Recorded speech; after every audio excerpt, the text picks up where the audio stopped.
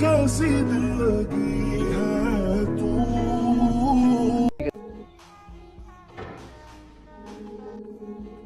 फारिया और खावर दोनों एक ही बात पर मुत्तफक थे कि कामियार और आयरा की शादी किसी भी सूरत में नहीं होनी चाहिए। फारिया के दिल में शदीद हसद था, जबकि खावर के अंदर जिद और अना भरी हुई थी। उन्हीं मनफी जज्बात ने दोनों को एक ऐसी साजिश पर आमादा कर दिया जो सिर्फ एक शादी ही नहीं बल्कि कई जिंदगियां बदल देने वाली थी। शादी से एक रात पहले फारिया ने खावर के साथ मिलकर कामियार की एक जाली वीडियो बनवाई, जिसमें उसे मुख्तलिफ लड़कियों के साथ दिखाया गया।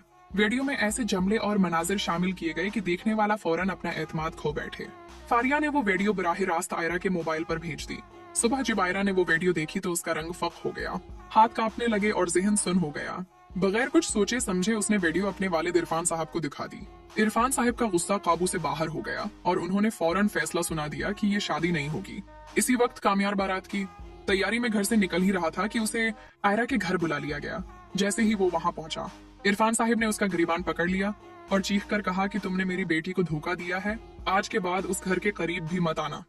कामियार हैरानो परेशान बार कहता रहा कि ये सब झूठ है और किसी की साजिश है, मगर कोई उसकी बात सुनने को तैयार न था। आयरा खामोश खड़ी रही, आंखों में आंसू थे मगर जबान पर एक लफ्ज भी नहीं आया। कामियार को धक्के देकर घर से निकाल दिया गया। इसी लम्हे खावर ने फारिया को फोन किया और खुशी से कहा कि प्लान कामयाब हो गया। शादी टूट गई।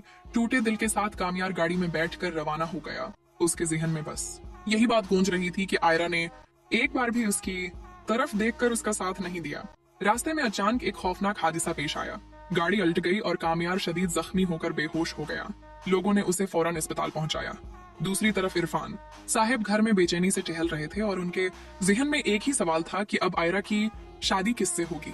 खावर ने मौका देखकर खुद को पेश किया, मगर आयरा ने दो टोक अल्फाज में इनकार कर दिया और ऐलान किया कि वो किसी से शादी नहीं करेगी बल्कि तालीम के लिए अमेरिका जाएगी।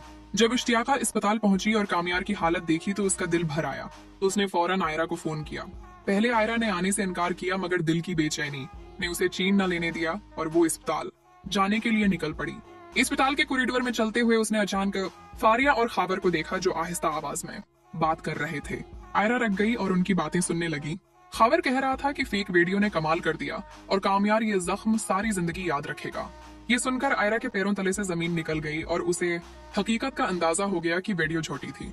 आयरा की आंखों से आंसू बहने लगे और वो दौड़ती हुई कामियार के कमरे की तरफ जाने लगी, मगर फारिया ने उसे रोक लिया और जहर आलूद लहजे में कहा कि तुम्हारी वजह से कामियार इस हाल में है। आयरा वहीं रख गई, खामोशी से कामियार के लिए दुआ की और कॉरिडोर में खड़ी रही। कुछ देर बाद कामियार को होश आया। उसके होंठ हले तो नर्स ने आयरा को बुला लिया। आयरा आहिस्ता आहिस्ता कमरे में दाखिल हुई। कामियार ने आंखें खोलकर उसे देखा और कमजोर आवाज में कहा, आयरा तुम आ गई हो। आयरा फूट फूट कर रो पड़ी और कहा कि वो गलत थी, उसे उस पर भरोसा करना चाहिए था। कामियार ने कमजोर हाथ से उसका वक्त गुजरने के साथ साथ कामियार और आयरा की जिंदगी में वो ठहराव आने लगा जिसकी उन्हें शिद्दत से जरूरत थी। हादते और साजिश के बाद दोनों के दिलों में एक मुस्तकिल खौफ बैठ गया था कि कहीं माजी दोबारा उनका पीछा ना करे, मगर उन्होंने एक दूसरे से वादा किया कि हर बात छिपाने के बजाय खुलकर करेंगे। आयरा ने महसूस किया कि एक रिश्ता सिर्फ मोहब्बत से नहीं बल्कि एतमाद, सब्र और कुर्बानी से मजबूत होता है। कामियार भी अब पहले से ज्यादा संजीदा और जिम्मेदार हो चुका था।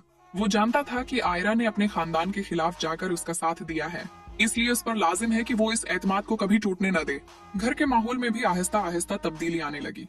कामियार की वालदा ने आयरा को घर के कामों और रस्मों रिवाज में शामिल करना शुरू किया, मगर इस पर किसी किस्म का दबाव नहीं डाला। दादी अक्सर उसे अपने पास बैठाकर पुरानी बातें सुनाती और समझाते हैं कि औरत का असल जीवर उसकी बर्दाश्त नहीं बल्कि इसका वकार और खुद एतमादी होती है। आयरा उन बातों को दिल में उतारती गई और इस घर को वाकई अपना घर समझने लगी। दूसरी जानिब आयरा की माँ भी अक्सर बेटी को फोन करके हाल अहवाल पूछती और ये तसल्ली पाती कि उसकी बेटी अब महफूज और खुश है। इरफान साहिब के रवैये में भी नमाया तब्दीली आ चुकी थी। वो अब खामोश रहकर हर मामले को देखने और समझने की कोशिश करते। इन्हें एहसास हो गया था कि गैर मुसद्दका बातों पर यकीन करना कितनी बड़ी तबाही ला सकता है। उन्होंने कामियार से अलग से मुलाकात की और उससे माफी मांगी। कामियार ने बड़ेपन का मुजाहिरा करते हुए सब कुछ भला दिया, क्योंकि इसके लिए सबसे अहम बात आयरा की खुशी और उनके रिश्ते का तहफ़्फ़ुज़ था। ये मुलाकात दोनों खानदानों के दरमियान फासले कम करने का सबब बन गई। इधर इश्तियाका और सहील अक्सर कामियार के पास आते और उसे हौसला देते कि वो उस कठिन वक्त से निकल आया है। वो सब इस बात पर मुत्तफक थे कि अगर सच वक्त पर सामने ना आता तो शायद ये कहानी कभी मुकम्मल ना हो पाती। फारिया और खावर का जिक्र अब कम ही होता, मगर जब कभी आता तो सबके दिल में एक ही एहसास अभद्रता की हसद और अना इंसान को कहां से कहां पहुंचा देती है।